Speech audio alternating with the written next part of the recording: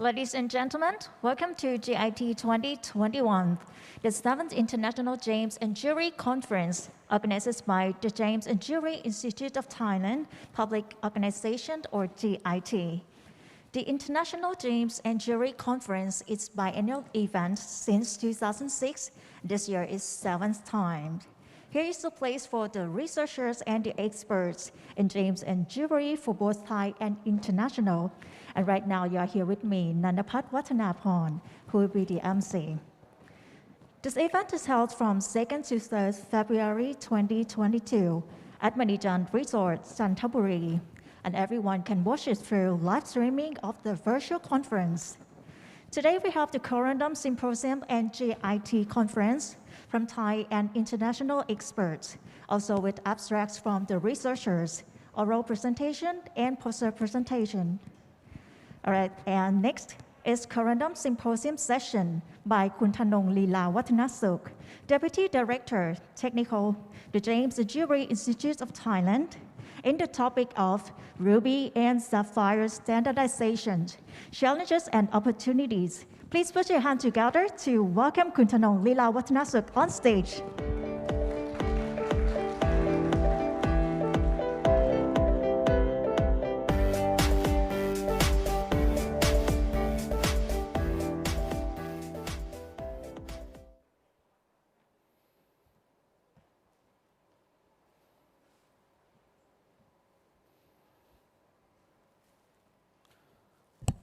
Hello.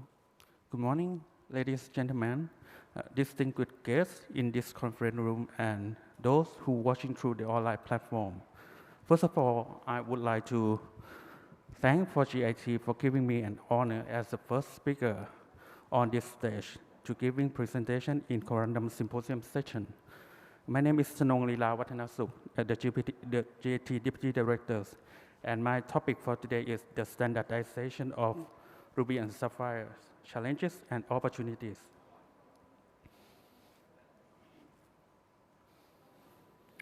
Okay, as you all know, that Ruby and Sapphire are among the most sought after stone for gem lovers around the world. Due to their great rarities and very high durabilities, this stone can keep their value for a very long time and make it suitable for use as an asset.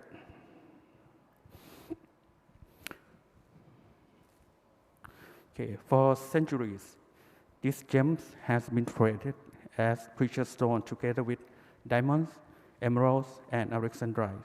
Together, there are many fruitful stories about this gemstone. However, throughout histories, ruby and sapphires have been traded in very limited routes, with the majority of them ending up in the hand of royal or noble families.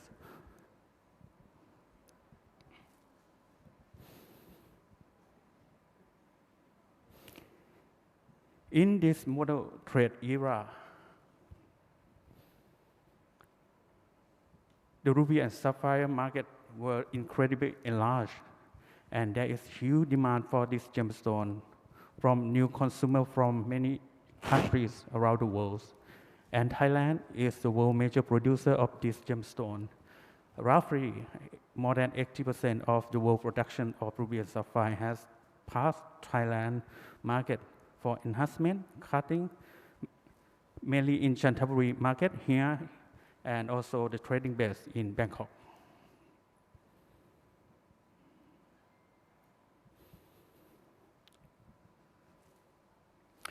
In the past, there are many countries try to set standard for ruby and sapphire that's mostly they set standard for suit their market, such as the nomenclature standard, variety definition standard, color trade term, and also treatment disclosure policies.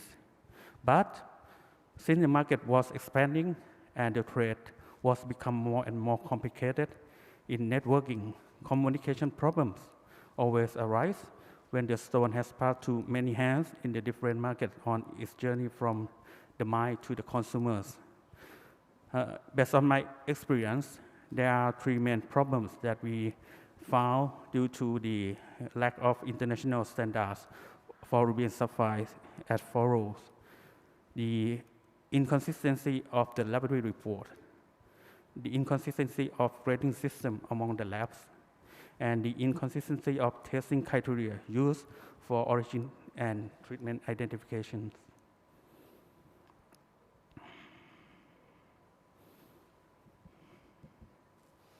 Okay. As a result of the massive demands of the ruby and sapphire in the market nowadays, low quality stone that were never considered valuable for trade become the targets for value added. The development of the heat treatment process to improve the quality of ruby and sapphire is considering the great innovation of the industry in these centuries. For decades, the treatment technique of ruby and sapphire has been evolving, refined, and diversified. From a simple heat treatment process to a very complicated multi-step process. For instance, flux assisted heated, commonly in rubies, diffusion of barium, diffusion of the titanium and iron, also the glass-filled rubies and sapphires. This is the big challenges in the ruby and sapphire trade for many years, for both the trade side and for the lab side. For the lab, the most important thing is how to develop techniques to identify those newly invented treatments accurately and how to catch the new treated stone as soon as they enter the market. For the trade, the biggest concern is how to disclose the treatment properly to keep the confidence within the whole supply chains of the ruby and sapphires. To deal with this situation, the lab and the trade had to work hand in hand on sharing information to clarify and set standards for disclosing such treatment properly together. And for many years, Gem and Jewelry Trade Association and organizations worldwide have been continuous discussion with the labs to find a way to deal with the new treatment and how to disclose them.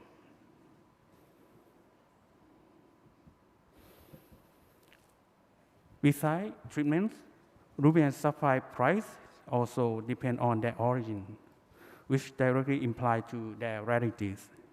For example, high-quality ruby and sapphire from one origin can command a higher price than stone of similar quality from other sources. For example, ruby from Myanmar commonly get higher price than ruby from other sources. And also for the sapphires, blue sapphire from Sri Lanka can get better per carat price than those from Madagascar in general. Sapphire from Kashmir, considering the rarest sapphire, and can ask for a very high market price. So the origin is mainly used as the marketing tool in the market. I would like to give a very classic example of the market problem on sapphires. This is the case of the paparacha sapphire. As you see in the presentation slides, the sapphire with pinkish orange color can be called paparachas in one country, but the same stone might be just called just pink sapphire or orange pink sapphire in another countries. The question is why? Because this is still no any international acceptable standard for color range, and especially for the borderlines between paparacha and pink sapphires. Furthermore, many possible treatment and origin of this variety of sapphire is also the most important part, because in some standard, they're very strict to the treatment, that some treatment acceptable for paparacha, some treatment is not acceptable for the paparachas. And also the point on the stability of the color, that recently discussed quite a lot in the academic communities. For the trade, I think the most important thing is the testing result of this such stone from different labs around the world should giving the same result. But as you all know that in reality, it is not always the case.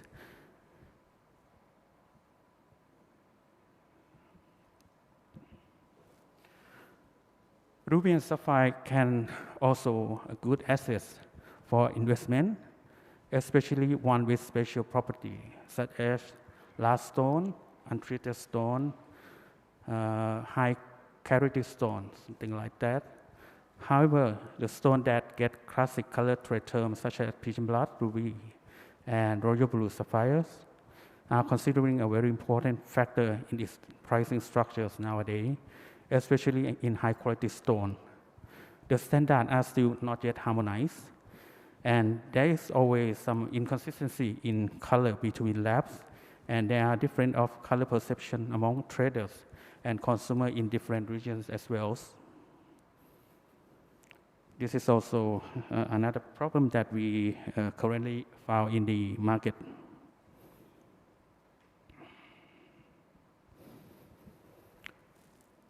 Furthermore, as a result of the growing trend of ethical and responsible business practices, the origin of stone has become one of the most important key information to declare on the ethical topic.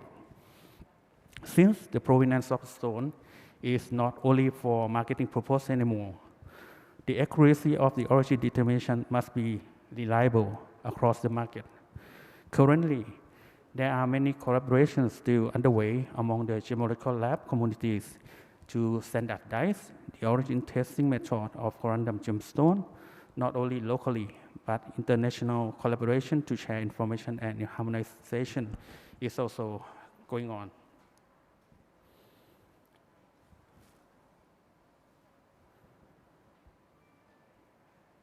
Moreover, with the rapid advancement of analytical instruments, it makes the opportunity for gemologists and gem researchers can analyze deeper and expand the frontier of testing in many aspects. For example, the analytical of the outer trace elements analysis for origin discrimination and dating of ruby and sapphire, which can only be done with the advanced chemical analytic instruments such as laser ablation, ICP-MS, as shown in the slide. This is the unit that installed in our lab in Bangkok. Nowadays, many labs are also trying to integrate artificial intelligence or AI into the testing and origin determination. For GAT, for instance, for almost 3 years, our research and development teams is developing the AI support to origin determination of the ruby and sapphire as well as the emeralds. And we hope that we can integrate this service within this year or next year.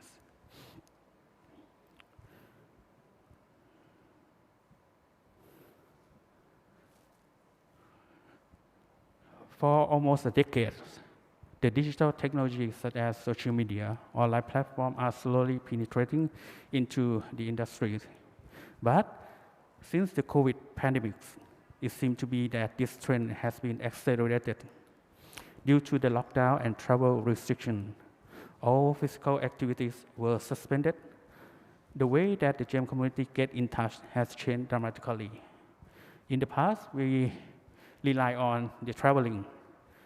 We have a lot of meetings a year, but nowadays it's almost impossible in that way.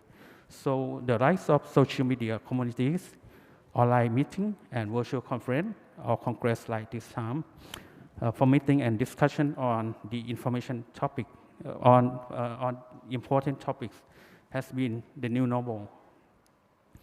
However, it is also proof that even without any in-person contact, the meeting in many events can be successfully organized And it is also proof that how technology can reshape the industries. By the way, technology also creates many opportunities for industry. The rapid information sharing, opinion exchanging, and discussion of stakeholders around the world, nowadays it can be connected in just a few clicks.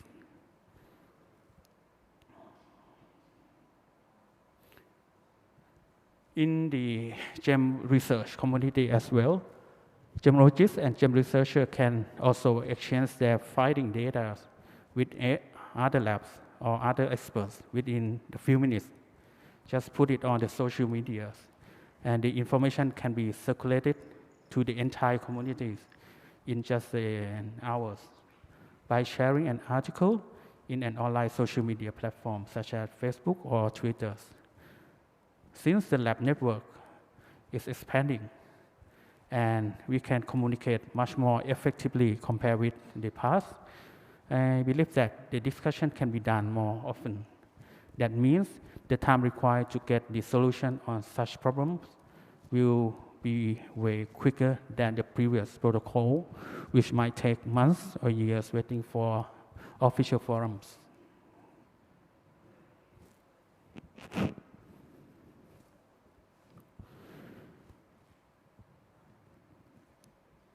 Okay, to reach the consent agreement and created the unified standard, I think the continued discussion and harmonization among relevant stakeholders in international trade and organizations are inevitably the most important task to reach this goal and create responsible GEM practices.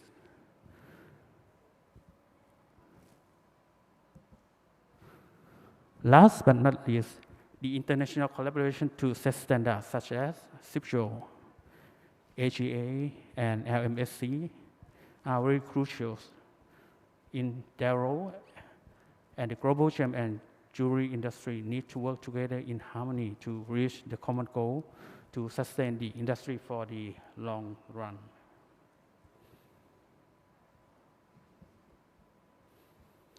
And finally, I do believe that the future of ruby and sapphire industry will be a highly demand in standards, since the consumer can easily access for the information on the internet, and they can very easily self-educate it. And responsible practices are no longer an option. It's become the must in the industry from now on. And the demand for full disclosures of quality and fully traceable of all information about the stone will be the consumer decision factors. And the industry must prepare and adapt for this trend, no matter what. Thank you and for your attention.